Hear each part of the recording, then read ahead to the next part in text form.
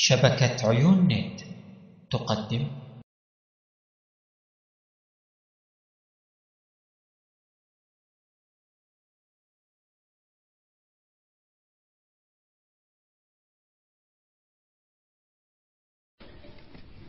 الحمد لله حق حمده، والصلاة والسلام على نبيه وعبده محمد صلى الله عليه وعلى آله وصحبه وجنده من بعده. وأشهد أن لا إله إلا الله وحده لا شريك له، شهادة عبده وابن أمته وابن عبده.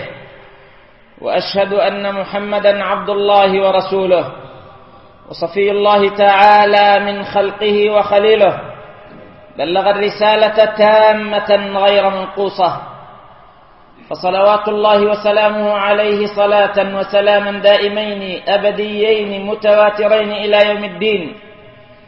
عباد الله، أوصيكم ونفسي الخاطئة المذنبة المقصرة قبلكم بتقوى الله، فاتقوا الله يرحمني الله وإياكم. واعلموا أصلح الله حالي وإياكم أن خير الكلام وأحسنه كلام الله، وأفضل الهدي وأتمه هدي محمد صلى الله عليه وآله وسلم، وشر الأمور محدثاتها، وكل محدثة بدعة، وكل بدعة ضلالة، وكل ضلالة في النار. أسأل الله أن يقيني ويجنبني وإياكم النار وحر النار، فإنه قوي عزيز جبار. أما بعد، صح عن أمير المؤمنين عمر بن الخطاب رضي الله تعالى عنه وأرضاه أنه جاءه رسول من واليه عتبة بن فرقد، كان على أذربيجان، فأتاه هذا الرسول بشيء من الحلوى، فقال له عمر رضي الله تعالى عنه وأرضاه: من أين أنت؟ قال: رسول عتبة بن فرقد من أذربيجان. قال: وما هذا؟ قال: هدية أرسلها إليك عتبة بن فرقد. فأخذ عمر رضي الله تعالى عنه وأرضاه، أخذ عمر الهدية فإذا بها حلوى، فقال: ما هذه؟ حلوى؟ قال: نعم، إنها حلوى من أذربيجان، يختص أهل أذربيجان بصنع هذه الحلوى.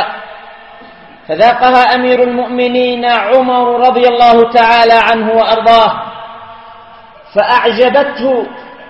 أعجبه مذاقها، فجاء بالرسول وقال له: يرحمك الله، أكل أهل أذربيجان يطعمون هذه الحلوى؟ أكل أهل أذربيجان يطعمون هذه الحلوى؟ قال: لا، إنما هي من طعام الخاصة. فقال له عمر رضي الله تعالى عنه: أين راحلتك؟ قال: هناك يا أمير المؤمنين. قال: خذ راحلتك وحلواك، وعد إلى عتبة بن فرقد وقل له: يرحمك الله، وسع على رعيتك، أتأكل طعاما تختص به نفسك ولا تأكله رعيتك؟ ما زلنا أحبتي الأفاضل مع موضوع اليقظة في عنواننا كن يقظا.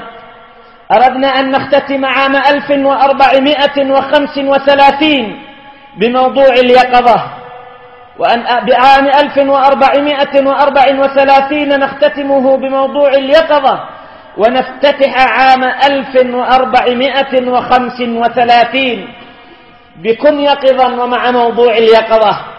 إذا كنا قد عرفنا معنى اليقظة عباد الله ومراتبها وكيف تتحقق وما هي النتائج المتفرعة عنها، علمنا كيف ترتب هذه المنزلة حياتنا وتديرها، ولكن نريد تفاصيل هذا العلم اليوم إن شاء الله. إذا قلنا إن لليقظة مرتبتان، مرتبة دنيا ومرتبة عليا. فأولى مراتبها ملاحظة القلب للنعمة لدرجة اليأس من عدها.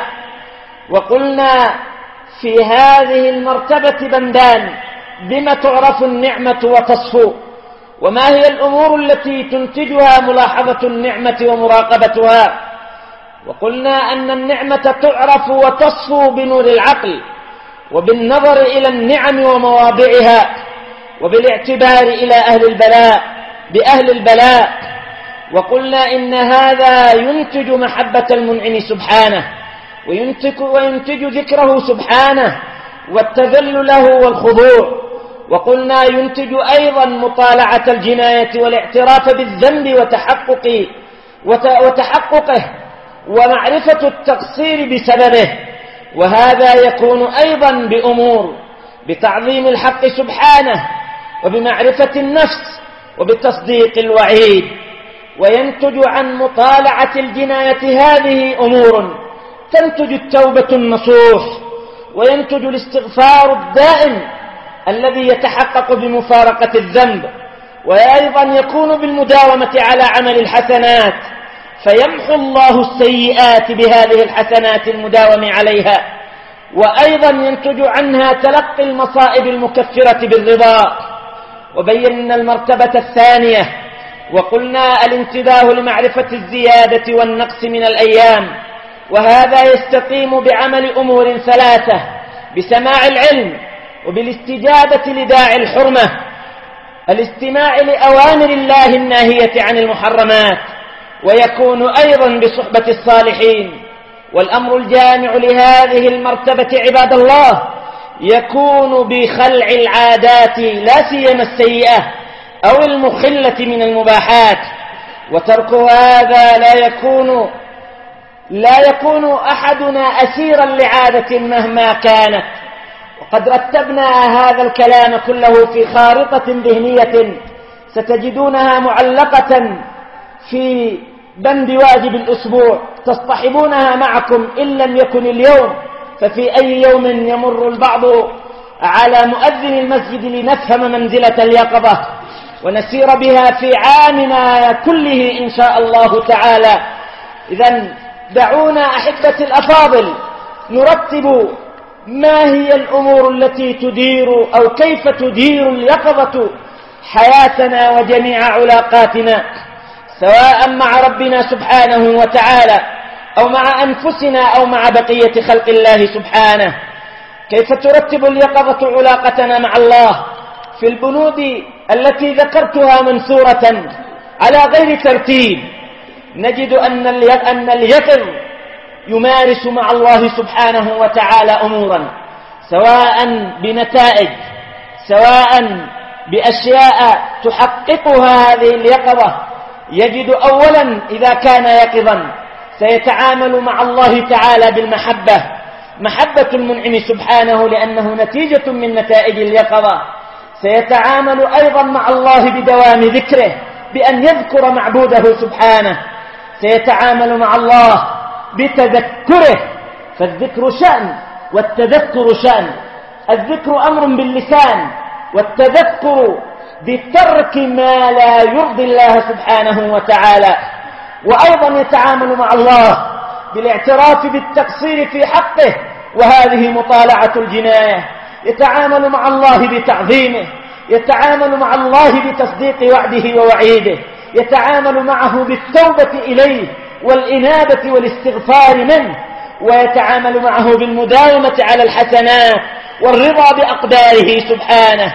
وما أجمع وأوفى كلام حادي الأرواح الإمام ابن القيم رحمة الله تعالى عليه، وهو يتكلم عن جامع لما قلت في هذا الحديث كله في التعامل مع الله باليقظة. قال رحمة الله تغشاه في ضبط العلاقة مع الله بهذه المنزلة وحقيقة العبودية. حقيقة العبودية أيها الأحبة الأفاضل الحب التام، الحب التام مع الذل التام، الحب التام مع الذل التام، والخضوع للمعبود والخضوع للمحبوب. والعبد هو الذي ملك المحبوب رقة، من هو العبد أحبتي الأفاضل؟ العبد الصحيح الحقيقي هو من ملك المعبود رقة، أصبح المحبوب رقيقا عبدا لمن يحب، وهذه قمة العبودية لله سبحانه وتعالى. ولما دعا قلبي هواك أجابه، فلست أراه لغيرك يصلح. هوى غيركم نار تلظى ومحبس، وحبكم الفردوس بل هو أفسح. فيا ضيم قلب قد تعلق غيركم، ويا رحمة مما يجول ويكدح. والعبد هو الذي ملك المحبوب رقة، فلم يبق له من نفسه شيء البتة، لم يبق له من نفسه شيء البتة.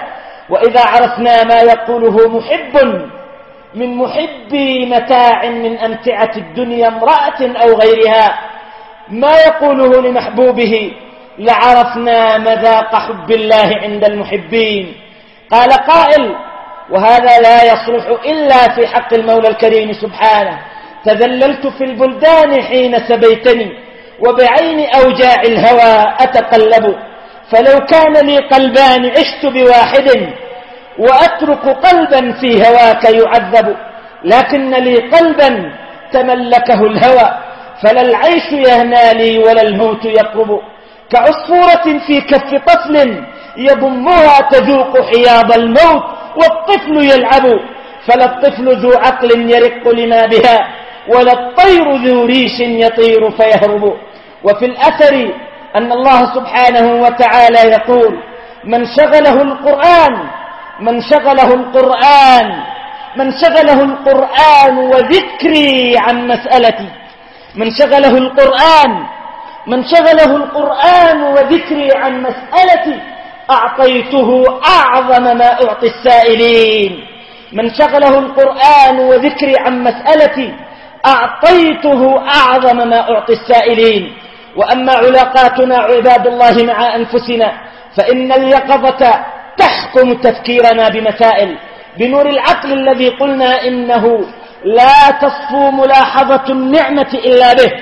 نور العقل الذي هو كلية من كليات الدين في الحفاظ عليه، من كليات الدين الحفاظ على سلامة التفكير، وهذا يحققه سماع العلم الذي قلنا إنه محقق من محققات الانتباه لمعرفة الزيادة والنقص من الأيام. سماع العلم والصبر على ذلك، فاليوم شيء وغدا مثله، من نخب العلم التي تلتقط يحصل المرء بها حكمة، وإنما السيل اجتماع النقط. وقد صح عنه صلى الله عليه وآله وسلم أنه قال عليه أفضل الصلاة وأتم السلام: من سلك طريقا يلتمس فيه علما سهل الله له به طريقا إلى الجنة. وإن الملائكة وحتى الحيتان في البحر لتستغفر لطالب العلم ولمعلم الناس الخير. هكذا ندير علاقتنا بمنزلة اليقظة. إذا كنت اليوم في رتبة دراسية فاطمح غدا أن تكون في أعلى منها، وإذا كنت في التي هي أعلى فكن في الأعلى، وإن كنت في الأعلى فكن في أعلى الأعلى، حتى تكون من أهل اليقظة. وما حاز أهل العلم ما حازوه إلا بوجود هذا. ورحم الله بعض أئمتنا يوم أن كان في مدرسته وهو يعلم الناس الخير ويعلمهم العلوم المتنوعة، فجاءه نبأ وفاة ابن الله فلذة كبده وهو في الدرس، فجاءوا به إلى مسجد المدرسة وصلى عليه، وكان في ورد له من أوراد التعليم، فخرج يودعه باكيا، خرج إلى بوابة المدرسة يبكي يقول: رحمك الله يا فلذة كبدي، غفر الله لك منية فؤادي، غفر الله ورحمك. وهو يبكي بكاء مرا: لولا مجلس أنا فيه لذهبت في دفنك، وإصابتي في مصابك أجل شيء أصبت به من أمور الدنيا. لكنه كان يؤثر العلم، له همم لا منتهى لكبارها، له همم لا منتهى لكبارها، وهمته الصغرى أجل من الدهر. قال عليه أفضل الصلاة وأتم السلام وهو يبين وضعا آخر في مسائل الابتلاء هذا، وهو باب من أبواب إدارة علاقتنا مع النفس أيضا بتحقيق الرضا الذي يورث الهدوء والسكينة والطمأنينة والراحة والدعة على أقدار الله. قال عليه أفضل الصلاة وأتم السلام وهو يتكلم عن هذه القضية: إن عظم الجزاء مع عظم البلاء، وإن الله تعالى إذا أحب قوما ابتلاهم فمن رضي فله الرضا ومن سخط فله السخط. اللهم إنا نسألك أن تحل في قلوبنا الرضا، وأن تنزل بقلوبنا برد السكينة وطمأنينة الراحة، إنك على كل شيء قدير. هذا في علاقتنا مع النفس.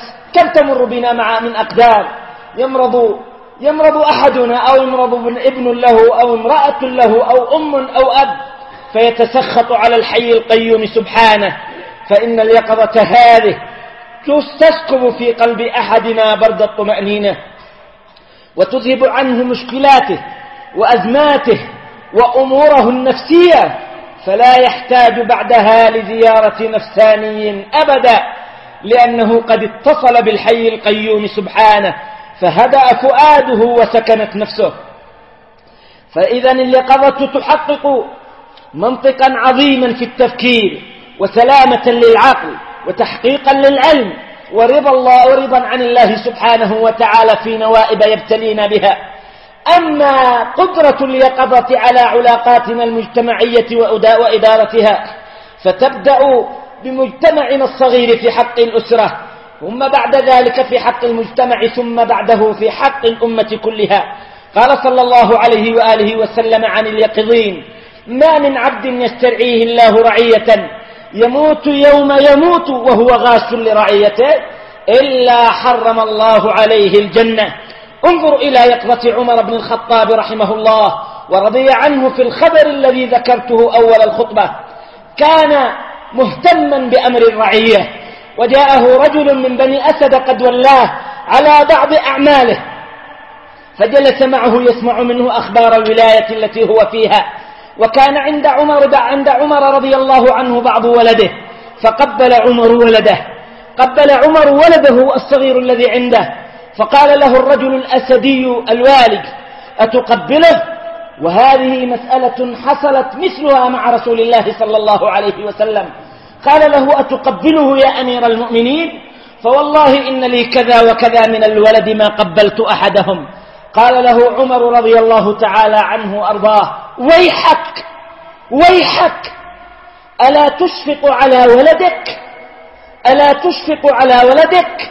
لأنت بأبناء الناس أكثر قسوة وأشد قلبا، فاذهب فلا مكان لك في ولاية عندي.